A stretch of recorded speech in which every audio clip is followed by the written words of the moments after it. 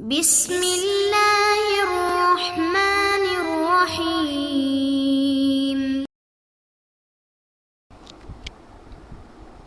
اعوذ باللہ من الشیطان الرجیم، بسم اللہ الرحمن الرحیم، الحمد للہ رب العالمین، والصلاة والسلام علی سیدنا وحبیبنا محمد وآلہ الطیبین الطاہرین۔ السلام علیکم ورحمۃ اللہ وبرکاتہ۔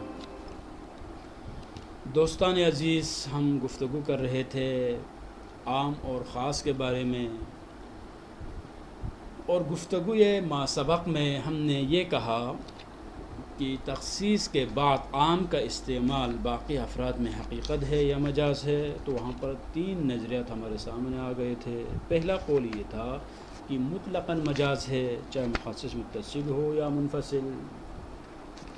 دوسرا قول یہ تھا کہ مطلقاً حقیقت ہے، چاہے مخصص متصل ہو یا منفصل۔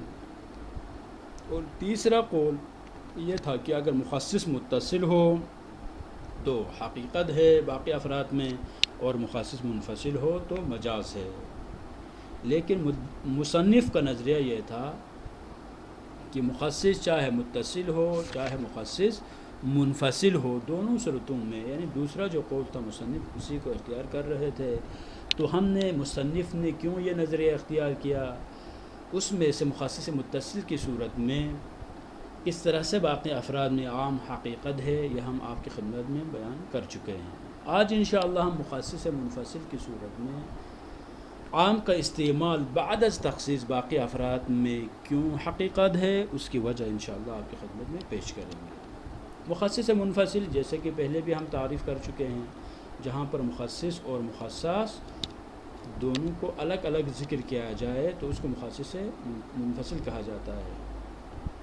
لیکن مصنف یہ فرماتے ہیں کہ اگر مخصص منفصل ہو پھر بھی باقی افراد میں استعمال حقیقت ہے۔ جیسے اکرم العلماء، بعد میں کیا کہتے ہیں، لا تکرم الفصاح، علماء کو ایک الگ جملے میں ذکر کیا ہے، لا تکرم الفصاح کو الگ سے ذکر کیا ہے۔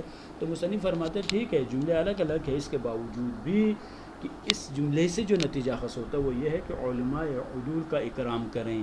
تو یہاں پر کیا کہ علماء عدول کا اکرام کریں، اس میں اس جملے کو استعمال کرنا یہ حقیقت ہے، یہ کوئی مجاز نہیں ہے۔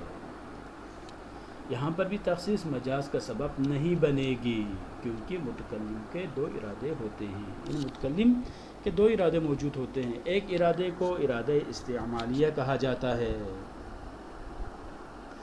ارادہ استعمالیہ کا مطلب کیا ہے، لفظ کو اپنے معنی موضوع اللہ میں استعمال کرنے کو ارادہ استعمالیہ کہا جاتا ہے۔ لفظ کا استعمال اور اس کے معنی موضوع اللہ کا ارادہ کرنا۔ اس استعمال میں حاذل، ممتحن اور ذل جد میں کوئی فرق نہیں ہے۔ ان لفظ کا اپنے معنی میں استعمال کرنے کا مطلب یعنی جس لفظ کے لیے واضح نے وضع کیا تھا اس میں وہ لفظ استعمال ہو۔ اب اس میں کوئی فرق نہیں پڑتا، ایک بندہ غلطی سے بھولے سے لفظ کچھ معنی میں استعمال کرے، ایک بندہ ممتحن امتحان لینے کی خاطر کسی سے امتحان لینے کی خاطر کوئی کسی لفظ کو معنی میں استعمال کرے، یا ایک بندہ واقعی میں کوئی آثار مترتب کرنا چاہتا ہے، اپنی معافی ضمیر کو دوسروں تک منتقل کرنے کے لفظ کو استعمال کرتا ہے۔ ارادہ استعمالی کے اعتبار سے ان تینوں میں کوئی فرق نہیں ہے۔ اور دوسری قسم کے جو ارادہ، اس ارادے کو ارادہ جدیہ کہا جاتا ہے۔ اور ارادہ جدیہ کا مطلب وہ ارادہ جس کے لیے متکلم نے کلام کیا ہے، وہ ارادہ جس کے لیے متکلم نے گفتگو کی ہے، وہ ارادہ جس کو پہنچانے کے لیے متکلم آپ سے مخاطب ہے، ٹھیک ہے، متکلم آپ سے گفتگو کرنا چاہ رہا ہے، اس کو کہتے ہیں ارادہ جدیہ۔ یا وہ ارادہ جس پر اثر مترتب کرنا چاہتا ہے، یعنی متکلم گفتگو کرتا ہے اور گفتگو کے ذریعے اس پر اثر مترتب کرنا چاہتا ہے، اس کو کہتے ہیں ارادہ جدی۔ ارادہ جدی اور ہے اور ارادہ استعمالی اور ہے۔ اب یہاں پر ایک سوال پیدا ہوتا ہے، کیا ارادہ جدی اور ارادہ استعمالی میں ہمیشہ تساوی کی نسبت پائی جاتی ہے؟ یعنی جب بھی ارادہ جدی ہو تو ساتھ ساتھ ارادہ استعمالی ہو، یا بالفاظ دیگر جہاں جہاں ارادہ استعمالی ہو وہاں پر ارادہ جدی کا ہونا بھی ضروری ہے، یا ان دونوں میں نسبت تساوی کی نہیں ہے؟ تو فرماتے ہیں ان میں تساوی کی نسبت نہیں ہے، کیونکہ بعض اوقات ارادہ استعمالیہ موجود ہوتا ہے لیکن ارادہ جدی نہیں ہوتا، جیسے اوامر امتحانیہ اور بولے سے کہے گئے الفاظ میں۔ جیسا کہ ایک شخص کسی سے کوئی سوال کرتا ہے، ممتحن امتحان کے خاطر کسی سے کوئی سوال کرتا ہے، تو یہاں پر سوال کرنے کا مطلب کیا ہے؟ سوال کا مطلب یہ ہے کہ سامنے جو بندہ ہے جس سے سوال کیا جا رہا ہے، یہ جو مسئول ہے، کیا وہ اس چیز کو جانتا ہے یا نہیں جانتا۔ سوال کرنے کا مطلب یہ نہیں ہے کہ واقع میں یہ جو سائل ہے، یہ امتحان لینے والا ممتحن ہے، وہ اس لفظ کو نہ جانتا ہو، اور پوچھنے کا مطلب سمجھنے کے لیے ہو، ایسا نہیں ہے۔ تو یہاں پر کیا ہے عوامر امتحانیہ میں؟ اس سے بھولے سے ایک آدمی غلطی سے فرض کرے کہنا یہ چاہ رہا تھا کہ مجھے پانی لائیں، اور اس کی جگہ وہ آگے سے کہتا ہے مجھے کھانا لے آئیں، تو یہاں پر کیا ہے؟ یہاں پر بھی اس نے استعمال تو کھانے کا کہا ہے، لیکن غلطی سے کہا ہے، سوچے سمجھے نہیں کہا ہے، تو یہاں پر ارادہ جدیہ موجود نہیں ہے، بلکہ صرف کیا ارادہ استعمالیہ موجود ہے۔ اور کبھی ارادہ استعمالیہ عین ارادہ جدیہ ہوتا ہے، یعنی وہ اس طرح نہیں کرتا بلکہ وہی الفاظ استعمال کرتا ہے کہ جن کے ذریعے اپنے ارادہ جدی کو بیان کرنا چاہتا ہے، یعنی بالکل دونوں میں سیم ٹو سیم ہے، دونوں اس میں کوئی فرق نہیں ہے۔ جتنے الفاظ موجود ہیں ان الفاظ کے جتنے بھی معانی ذکر ہوئے ہیں یا جتنے ان کے موضوع اللہ موجود ہے، وہ سب کے سب مقصود متکلم ہیں، بغیر کسی تخصیص اور استثناء کے۔ یہاں پر یعنی ارادہ استعمالی اور ارادہ فرض کرنا اکرم العلماء العدول، یہ جو لفظ استعمال کیا متکلم نے، یہاں پر جتنے بھی علماء عدول ہیں ان سب کو اکرام کریں، نہ کوئی تخصیص ہے نہ کوئی استثناء ہے، جتنے بھی افراد موجود ہیں ان سب کو کیا کہا ہے؟ کہا ان سب کا اکرام کرے۔ مثلا آگے کوئی قید نہیں لگائی، علماء عدول میں سے جو فقیہ ہے، فقہ پڑھنے والے ہیں ان کا اکرام کرے، یا جو لغت والے ہیں ان کا اکرام کرے، یا جو پاکستانی ہے ان کا اکرام، کوئی ایسی قید لگائی نہیں ہے، یا صرف اکرم العلماء ہی کہہ دیں پھر بھی وہی بات ہوگی۔ اور کبھی ارادہ جدیہ بعض ارادہ استعمالیہ کے متعلق ہوتا ہے۔ ہاں، اب بعض اوقات یہ تیسری جو قسم وہ یہ ہے کہ ارادہ استعمالی کا دائرہ بہت وسیع ہے، لیکن ارادہ جدیہ ان میں سے بعض ہے۔ مثال کے طور پر کیا کہا جاتا ہے؟ کہا یہ جاتا ہے مثلا بزرگوں کا احترام کرے، مثال کے طور پر، لیکن ہو سکتا ہے بزرگوں کا احترام کرے سے مراد وہ بزرگ قابل احترام ہیں کہ جو اپنی بزرگی کا خیال رکھتے ہیں، یا مثلا اکرم العلماء کہا ہے لیکن بعد میں کہتے ہیں لا تکرم الفساق منہم، بس یہاں پر کیا علماء کا دائرہ استعمال ارادہ استعمالی تو بہت زیادہ ہے، لیکن ان میں سے بعض کا ارادہ علماء میں سے جو عدول ہے ان کا اکرام کرے۔ یہاں پر کیا ہوگا؟ ارادہ جدیہ جو ہے اس کا دائرہ تنگ ہے اور ارادہ استعمالیہ کا دائرہ وسیع ہے۔ جیسے عام کی تخصیص لگائی جاتی ہے تو وہاں پر ارادہ استعمالیہ عام ہوتا ہے اور ارادہ جدیہ بعض افراد عام۔ ارادہ جدیہ بعض افراد کے متعلق ہونے کو مخصص کشف کرتا ہے۔ اب یہاں پر ایک سوال پیدا ہوتا ہے کہ ہمیں کیسے پتہ چلے گا کہ ارادہ جدیہ بعض ہے یا ارادہ جدیہ وہی سارے ہیں کہ جو ارادہ استعمالی میں شامل تھے؟ تو کہتے ہیں جب مخصص کو ذکر کیا جاتا ہے تو یہ مخصص کشف کرتا ہے کہ کیا کشف کرتا ہے کہ مولا کا جو مقصود ہے، مولا نے جس چیز کا ارادہ کیا ہے وہ زیادہ نہیں ہے بلکہ وہ تھوڑا سا کم ہے، اور تمام موارد تقنین میں یہی ہوتا ہے۔ اب یہاں پر ایک جنرل جو گفتگو کی ہے، موارد تقنین کا مطلب کیا ہے؟ جب بھی قوانین کو جعل کیا جاتا ہے، جب بھی قانون گزاری ہوتی ہے تو وہاں پر کیا ہوتا ہے؟ ابتدا میں قانون کو بالکل جو ہے وسیع اس کو بنایا جاتا ہے، اس کا دائرہ بہت ہی وسیع ہوتا ہے، لیکن بعد میں مختلف شقیں بیان کرتے ہیں، اس کے بعد مختلف شروط، مختلف قیود، اس کے ذریعے ان قوانین کے جو ہے دائرے کو تھوڑا سا تنگ کیا جاتا ہے۔ اسلام میں بھی یہی کہا ہے، کیا کہا؟ مثلا اسلامی قوانین کو اگر ہم دیکھیں، پہلے کہا کہ جو بالغ ہو تو اس پر روزہ واجب ہے، لیکن بعد میں کیا کہا کہ جو بزرگ ہونے کی وجہ سے ہو یا کسی بیماری کی وجہ سے اگر روزہ نہیں رکھ سکتے ہیں تو کہا کہ نو پرابلم۔ اس سے نماز میں کیا ہے؟ کھڑے ہو کر نماز پڑھنا واجب ہے، لیکن یہ سب پر واجب ہے، حکم اولی ابتدائی یہی ہے، لیکن بعد میں کہا نہیں اگر کھڑے ہو کے نماز پڑھنا ممکن نہیں ہے تو پھر کسی چیز کے سہارے سے نماز پڑھیں، سہارے سے اگر ممکن نہیں ہے تو بیٹھ کے پڑھیں، بیٹھ کے پڑھنا ممکن نہیں ہے تو لیٹ کے پڑھیں۔ یہ کیا ہے؟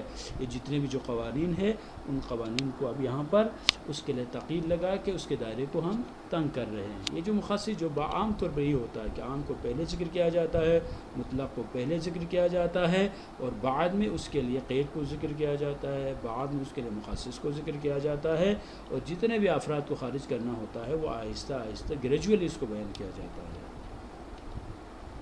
بس پہلے عام کو بغیر کسی قید کے بیان کیا جاتا ہے، پھر دلیل مستقل کے ذریعے خاص کو ذکر کیا جاتا ہے، جیسے کلام اول میں اکرم العلماء، پھر بعد میں کیا کہا لا تکرم الفاسق فساق۔ شرع اور دیگر قوانین عرفیہ میں بھی اکثر تخصیصات کی یہی نوعیت ہوتی ہے۔ اگر آپ شریعت کی بات کریں تو فرماتے ہیں شریعت میں بھی یہی باتیں ہیں، کیا ہے؟ پہلے جو ہے پہلے عمومات کو ذکر کرتے ہیں، اور اس کے بعد جو ہے آہستہ آہستہ وقت کے گزرنے کے ساتھ ساتھ اس کے مخصصات کو ذکر کیا جاتا ہے، یعنی اکثر کی بات کی ہے۔ ہو سکتا ہے بعض اوقات ایسا نہ ہو، لیکن عموماً 70+ جو ہے نا یہی ہوتا ہے، عام کو کسی زمانے میں بیان کیا جاتا ہے اور اس کے بعد خاص کو ذکر کیا، جیسے بسم اللہ الرحمن الرحیم یا ایھا الذین آمنوا اتقوا اللہ وذروا ما بقی من الربا ان کنتم مؤمنین۔ سورہ بقرہ آیت نمبر 278 میں ارشاد پروردگار ہو رہا ہے کہ صاحبان ایمان تقوی الہی اختیار کریں، اور ربا کو یہاں پر کیا کر رہا ہے؟ ربا سے انسان کو منع کر رہا ہے کہ ربا کو چھوڑ دیں، ترک کریں۔ ربا حرام ہے، سود 100% اسلام میں حرام ہے، کسی بھی شکل میں سود جائز نہیں ہے، لیکن بعد میں سنت کے ذریعے میاں بیوی اور باپ بیٹے کے درمیان سود کی عدم کو عدم حرمت کو ثابت کیا ہے، یعنی روایت موجود ہے جس میں کہا گیا ہے میاں بیوی اور باپ بیٹے کے درمیان کوئی مسئلہ نہیں ہے۔ تو یہاں پر کیا ہے؟ پہلے مطلقاً سود کی حرمت کو ذکر کیا ہے، اور اس کے بعد دلیل خاص کے ذریعے یہ دو افراد ہیں، کون؟ میاں بیوی اور باپ بیٹے کو خارج کر دیا گیا۔ اسی طرح بہت سارے موارد ہیں شریعت میں، آپ خود تحقیق کر سکتے ہیں۔ قواعد کلی کی جب بات ہوتی ہے تو کلی کے بعد اسی لیے کہا جاتا ہے ما من عام الا وقد خص، یعنی کوئی بھی عام ایسا نہیں ہے جس کی تخصیص نہ لگائی گئی ہو۔ استثناءات ایکسیپشنل کیسز جو ہے ہمیشہ موجود ہوتے ہیں، اور یہی طریقہ یہ کار بھی ہے۔ بس خلاصہ اور نتیجہ کلام یہ ہوا، ایک ہے ارادہ استعمالی، ایک ہے ارادہ جدیہ۔ ہمیشہ حقیقت اور مجاز کا تعلق کس کے ساتھ ہوتا ہے؟ ارادہ استعمالی سے مربوط ہوتا ہے۔ یہاں پر جہاں مخصص منفصل ہو وہاں پر بھی اگر آپ ارادہ استعمالی کی اگر آپ بات کرتے ہیں تو تمام الفاظ اپنے معنی موضوع اللہ میں استعمال ہوا ہے، کوئی بھی لفظ کسی دوسرے معنی میں استعمال نہیں ہوا۔ ہاں اگر متکلم کا جو ارادہ ہے، اگر اس ارادے کے جو سرکل ہے اگر تھوڑا سا نیرو ڈاؤن اگر ہو گیا ہے تو یہ کس وجہ سے؟ یہ ارادہ جدی کا جو دائرہ کم ہوا ہے، ارادہ استعمالی کا دائرہ کوئی کم نہیں ہوا ہے۔ حقیقت اور مجاز، جیسے کہ میں نے پہلے بھی کہا ہے، حقیقت اور مجاز کا تعلق ارادہ استعمالی کے ساتھ ہے، ارادہ جدی کے ساتھ نہیں ہے۔ حقیقت اور مجاز کے تعلق ارادہ استعمالی کے اعتبار سے ہوتا ہے، ارادہ جدیہ کے اعتبار سے نہیں۔ مخصص منفصل کی صورت میں مخصص اپنے معنی موضوع اللہ میں ہی استعمال ہوتا ہے، لیکن مخصص منفصل ارادہ جدی کو کشف کرتا ہے، بس ہر لفظ اپنے معنی موضوع اللہ میں استعمال ہو رہا ہے، اسباب تعدد دال اور مدلول۔ اب ہم بڑھتے ہیں آج کے سوالات کی طرف۔ پہلا سوال یہ ہے مخصص اگر منفصل ہو تو بعد تخصیص استعمال کیوں مجازی نہیں ہے؟ یہ سوال آپ انشاءاللہ سبق کو سمجھنے کے بعد اس سوال کو حل کر سکیں گے۔ دوسرا سوال ارادہ استعمالی کی تعریف و مثال بیان کریں۔ تیسرا سوال ہے ارادہ جدیہ کی وضاحت کریں، اور لاسٹ کوشچن ہے حقیقت اور مجاز کا تعلق کس ارادے سے ہے؟ ارادہ جدی سے ہے یا ارادہ استعمالی سے ہے؟ السلام علیکم ورحمۃ اللہ وبرکاتہ۔